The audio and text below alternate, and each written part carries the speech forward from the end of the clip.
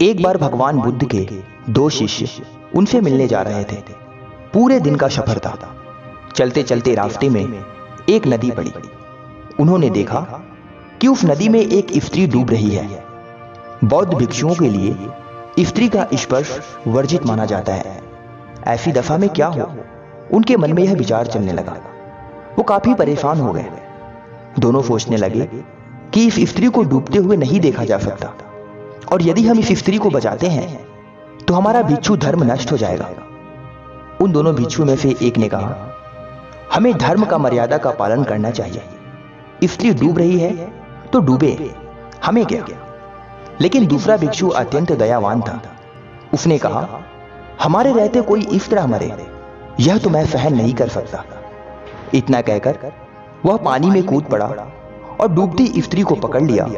कुछ समय पश्चात कंधे का सहारा लेकर किनारे पर ले आया। दूसरे भिक्षु ने उसे बड़ा ही भला बुरा कहा। रास्ते पर कहता रहा कि मैं जाकर तथागत से कहूंगा कि आज तुमने मर्यादा का उल्लंघन करके कितना ही बड़ा पाप किया है। तुमने आज बौद्ध धर्म को नष्ट किया है। हम भिक्षुओं में यह प्रथा नहीं है कि हम किसी भी अज्ञात स्त्री को छुएं। ये हमारे लिए पाप है। दोनों बुद्ध के सामने पहुंचे तो दूसरे भिक्षु ने एक सांस में सारी बात कह सुनाई। बनते, मैंने इसको बहुत रोका, पर यह मानने को तैयार नहीं था, और यह माना ही नहीं। बड़ा भयंकर पाप किया है इसने। बुद्ध ने उसकी बात बड़े ही ध्यान से सुनी और पूछा, इस भिक्षु के द्वारा उस स्त्री को कंधे पर लाने में कितना समय लगा होगा? तब उस दूसरे शिष्य ने कहा, कम से कम 15 मिनट तो लग ही गए होंगे। बुद्ध ने पूछा, अच्छा, इस घटना के बाद यहां आने में तुम लोगों को कितना समय लगा? भिक्षु ने हिसाब लगाकर उत्तर दिया, यही कोई 6 घंटे।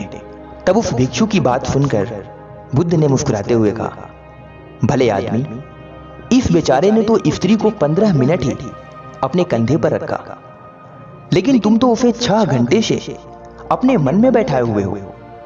बोलो, दोनों में बड़ा पापी कौन है, तुम या उस डूबती असहाय महिला को बचाने वाला भिक्षु? बेचारा भिक्षु निरुत्तर हो गया। उसके पास जवाब देने के लिए कुछ भी नहीं था। वह समझ गया था कि मन की महिमा सबसे बड़ी महिमा है।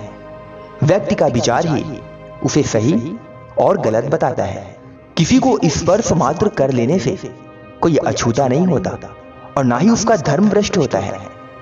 यदि आपके अंदर दूसरों के प्रति दया, भाव, प्रेम, करुणा नहीं है तो भिक्षु धर्म बुरा है। इस धर्म में फिर कुछ नहीं है। असली धर्म भिक्षु वही होता है जिसके मन में ये सारी बातें होती हैं। अतः सच्चा व्यक्ति वही है जिसके मन में दया, करुणा, मोह और प्रेम हो। इसके बिना तो मनुष्य का जीवन व्यर्थ है। बिना इसके कोई भी व्यक्ति अपने जीवन में सफल मार्ग को प्राप्त नहीं कर सकता।